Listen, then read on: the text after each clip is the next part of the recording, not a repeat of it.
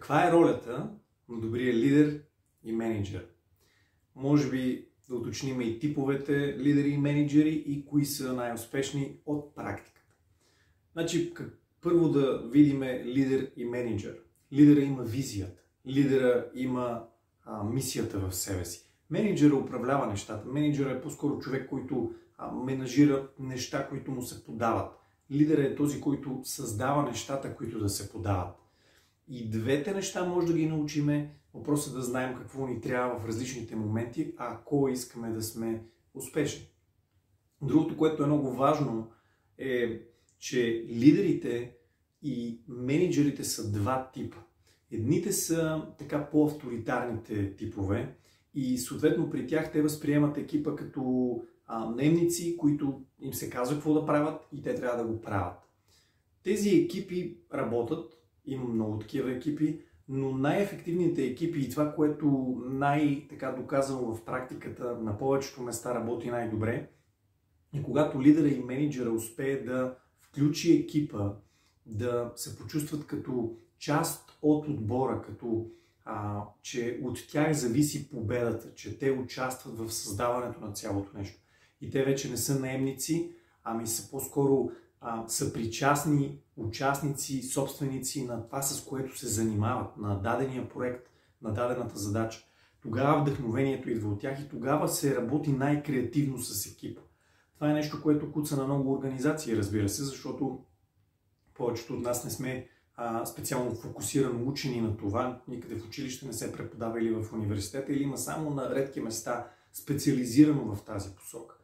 И другото, което така виждам, което е много интересно, е, че една от големите задачи на тези лидери и тези менеджери, които използват силата на екипа, а не просто спускат някакви задачи или гасат някакви пожари, е, че освен, че те работят с екипа, тяхната задача е да издигнат всеки един от отбора на неговото максимално добро ниво, за да може целият отбор да е на максимално добро ниво. Защото в днешния свят, ако ние нямаме екип, ако ние нямаме отбор зад гърба си, е наистина много трудно.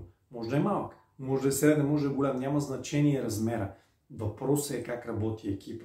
И другото, което е ключово, освен издигането, ключово за тези, които са по-успешните, е как се дават задачите.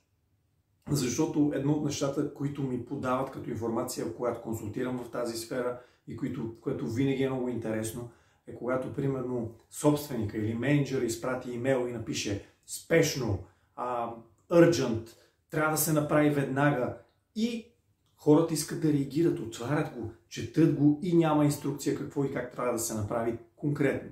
И съответно това вкарва един абсолютен стрес в системата. Системата започва да се пука по шевовете от напрежение.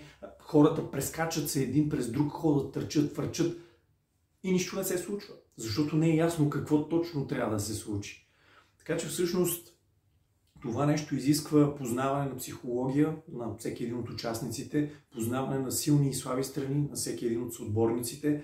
Това включва да знаеме как да даваме насоките и да даваме информацията по начин, който да бъде ясен за хората, до които е подадена тази инструкция, за да не се окаже, че ние сме дали инструкция да се запали лампата, но те са запалили лампата в съседното помещение, просто защото ние сме уточнили, че искаме да се запали лампата в това помещение. Изглежда елементарно, но на практика, когато даден проект гръмне и всичко си мислиме, че е наред и изведнъж се върне обратна връзка, че няма нищо общо с това, което са искали клиентите, тогава нещата излизат наяве, че нещо някъде в комуникацията, нещо някъде в разбирането, нещо някъде в поемането на отговорността и нещо някъде в начина на инструкциите, които са подавани и начина на инструкциите, които са разбирани, е счупено.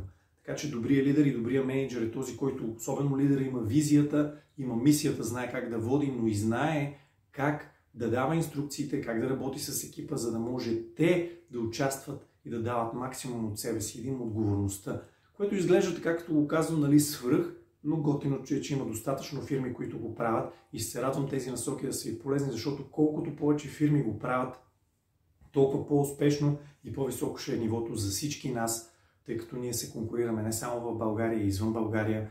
Много фирми работят в Европейски съюз, САЩ и колкото сме по-добри, толкова по-сме конкурентни и тук, и на международната сцена. Се радвам това да ви е полезно. Пожелавам ви успехи, усмивки и до скоро!